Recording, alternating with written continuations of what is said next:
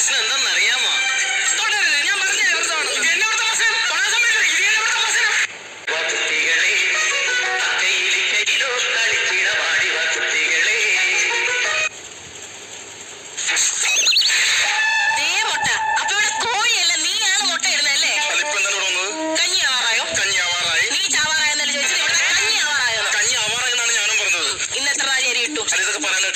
പ്രിൻസിപ്പാളാണ്, ടീച്ചറാണ്.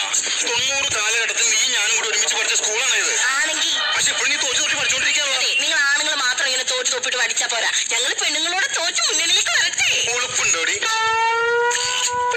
പുളിപ്പുണ്ടോന്നല്ല, നിനക്ക് നാണുണ്ടോന്ന്? ഒരു പെണ്ണിന്റെ മുഖത്ത് നോക്കി ഇങ്ങനെ സംസാരിക്കരുത് സുഖം. നിന്റെ മുഖത്ത് നോക്കി ഞാൻ പരീക്ഷ. എടാ, ചെക്കോസ്ലോവാക്യയുടെ സ്പെല്ലിംഗ് അറിയാവോ? അന്ന് സ്ലോവാക്കി പറഞ്ഞേ. ചെക്കോസ്ലോവാക്യ. എന്റെ പൊന്നോ, നീ എന്താണ് മറുപടി പറയാൻ അരി പറക്കുന്നത്? അല്ല, മറുപടി പറഞ്ഞാലേ ഞാൻ ഒരുപാട് അരി പറക്കും. എടാ, ഒരു അരിപ്പ് കിട്ടുവോ? അരിപ്പ് എന്തിനാണ്? ആ കണക്ക് ടീച്ചർ പറഞ്ഞേ 10 ഒന്ന് അരിച്ചോണ്ട് ചെല്ലാൻ. അയ്യോ, അങ്ങനെ അരിച്ചോണ്ട് ഞാനാണ് പറഞ്ഞത്. ഹരണം അറിയോ? കാരണം അറിയാലോ. അതല്ല, കുണിക്കാൻ അറിയാമോ? അയ്യോ, കിണിക്കാൻ അറിയാമോ?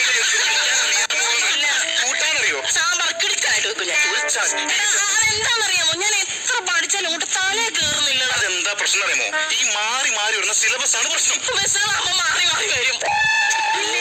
എന്റെ അമ്മോ, കുറിയെ കണ്ടോ? ഞാനിത് കണ്ടോ? ഞാനിപ്പോ ദൈവമാർഗത്തിലാണ്.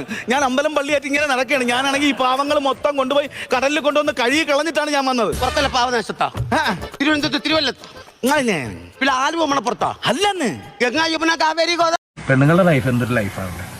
ശരിയാ.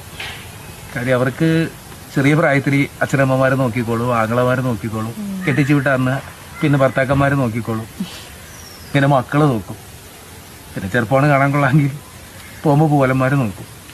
ശരിക്കും ഒരു പെണ്ണെന്ന് പറയണതേ ഒരു വീടിന്റെ വിളക്കാണ്. ശരിയാ. ഒരു പെണ്ണ് വീട്ടിലുണ്ടെങ്കിൽ എന്ത് വിളിച്ചൊരിക്കും അവിടെ. 4-5 വിളക്കുണ്ടെങ്കിൽ ഭയങ്കര വിട്ടൊരിക്കും.